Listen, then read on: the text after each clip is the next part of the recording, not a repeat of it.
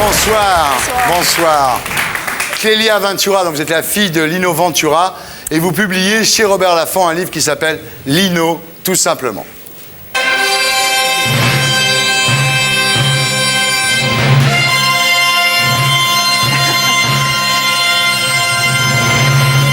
Voilà Lino, tout simplement, souvenirs d'enfance et recettes de famille.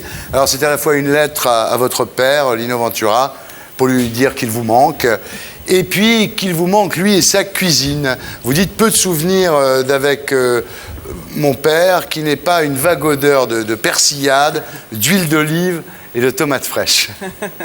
C'est vrai. C'est... Ah, mais c'était tout papa, ça.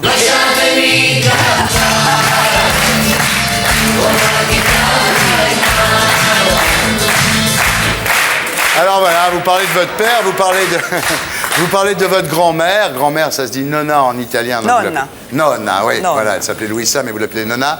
Alors avec elle, lui, Lino parlait toujours italien et avec vous jamais en fait. Non, jamais. Ça, c'est une chose que j'ai jamais comprise, mais peut-être que j'ai un peu analysé. Ouais. C'est-à-dire qu'il voulait vraiment, lui qui avait tellement souffert de l'intégration, je pense Ouais. qu'il voulait que nous, on soit vraiment intégrés. Donc, pas d'italien. Oui, un peu comme... Un Oui, peu oui, comme la toujours mère une de histoire France Bourgi. d'enracinement. Ouais, c'est marrant. C'est tout à fait ça. Cette volonté Ouais, ouais. comme ça d'intégration, c'est moins le cas maintenant. Ouais. Alors, elle avait sa langue à elle, cette nonna. Hein. Comment elle disait Buckingham, le palais de Buckingham? Ah, c'était les palais des Bungindam. Voilà, alors c'était, oui, évidemment. Donc, et les films des Gangster. Ah, et les films de Des Gangster. Des Gangster, voilà. Ouais. Alors, elle était très possessive, hein, et chaque fois que votre père, Lino Ventura, partait faire un film de Gangster, elle mimait une crise, une maladie très grave, quoi. Ah oui, c'était toujours terriblement pathétique. C'était Ouais. la commedia dell'arte à la maison. Ouais, C'est, ouais. soit ça allait de la simple migraine à la crise cardiaque. Ouais. Et c'était toujours quelque chose de terrible parce que papa y croyait vraiment. Ouais. Alors, les deux trucs qu'elle supportait pas, donc c'était quand il faisait des films de Gangster, là, et puis quand il prenait l'avion aussi. Hein, Ah oui, non, ça, elle supportait pas Ouais. du tout. Non, ça... Alors, elle était d'une possessivité, je dirais, naturelle quand on connaît ses origines parmesanes. Et puis aussi le fait que son mari, donc le père de Lino, les ait abandonnés très jeunes. Oui, c'est vrai que ça a été une épreuve très très difficile et papa l'a très mal vécu. Enfin, Ouais. il ne m'en a jamais parlé, mais je crois qu'il en a voulu beaucoup beaucoup à cet homme. Et en fait, il est arrivé en France à 7 ans avec sa mère et il a commencé à travailler à 7 ans. Il a eu Et, cet accident, là. Il a eu cet accident de triporteur à 9 ans et comme la police française, comme il n'avait pas de papier, l'a accompagné en Italie. Et là, il a été élevé par Clélia. Ouais. Alors, La mère nourricière. de ces épreuves, Lino Ventura tirera sa morale et deux maîtres mots qui sont dignité et respect.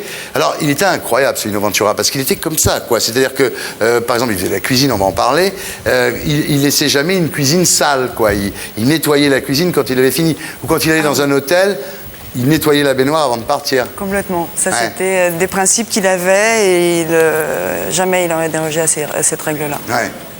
Alors vous racontez tout, c'est très intéressant parce que c'est vu vraiment de l'œil de la petite fille, quoi. Hein. Donc, par exemple, vous raconterez quand vous habitiez au parc de Montretout, ce que vous appelez la salle des tortures, c'est-à-dire que tous les gens qui venaient présenter des scripts à Lino Ventura et passaient dans ce bureau et ils discutaient tout, ils posaient des questions. C'est insupportable pour les scénaristes, pour les réalisateurs, les producteurs. Ouais. Oui, et puis page 22, pourquoi il dit ça non, mais je comprends pas parce que Norbert Saada me l'a raconté en me disant oui, mais pourquoi il dit ça? Parce que moi, dans ma petite tête de parmesan, il faut que je comprenne.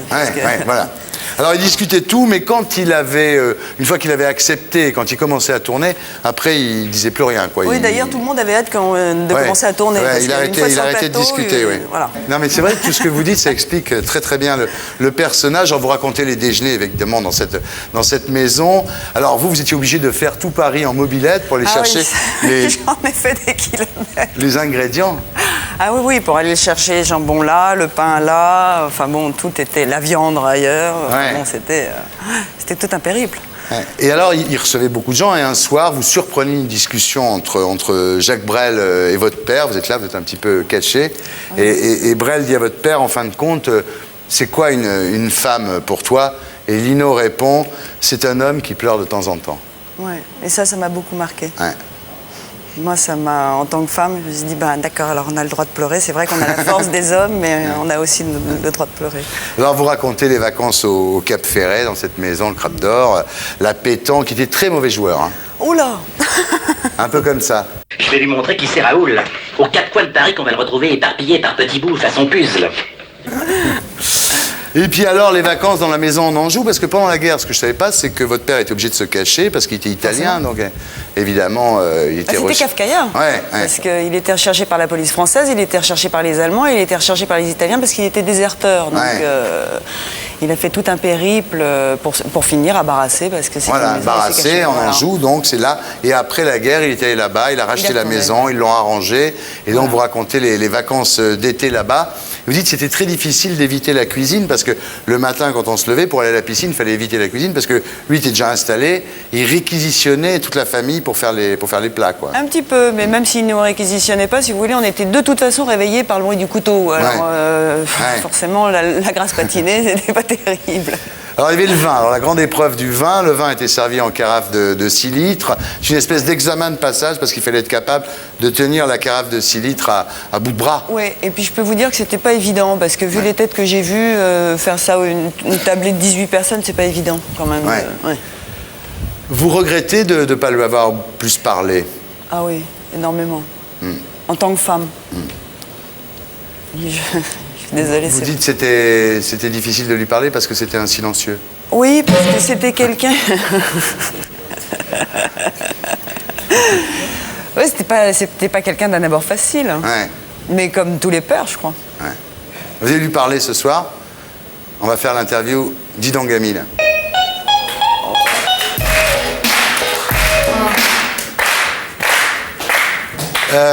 Dis donc Gamine, t'aurais pas voulu être la fille de Gabin au moins? Non. Il y a un acteur aujourd'hui qui te fait penser à moi? Ah, aucun.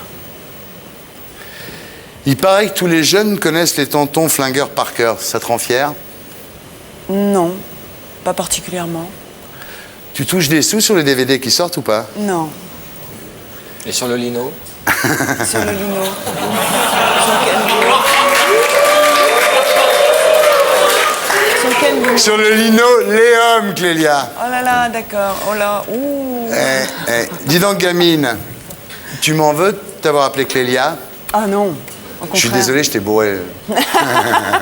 Non, il a mis 8 jours, par contre. Ah oui, ça a été... J'étais pas inscrite dans le calendrier, ça n'existait pas. Bah oui. Alors, il a dit, bon, bah, je reviendrai plus tard. Et ça s'est passé? Oui, pendant 5 jours, j'ai pas eu de nom. Dis donc, Gamine, est-ce que tu sais faire les pâtes maintenant? Et comment? Ah ouais?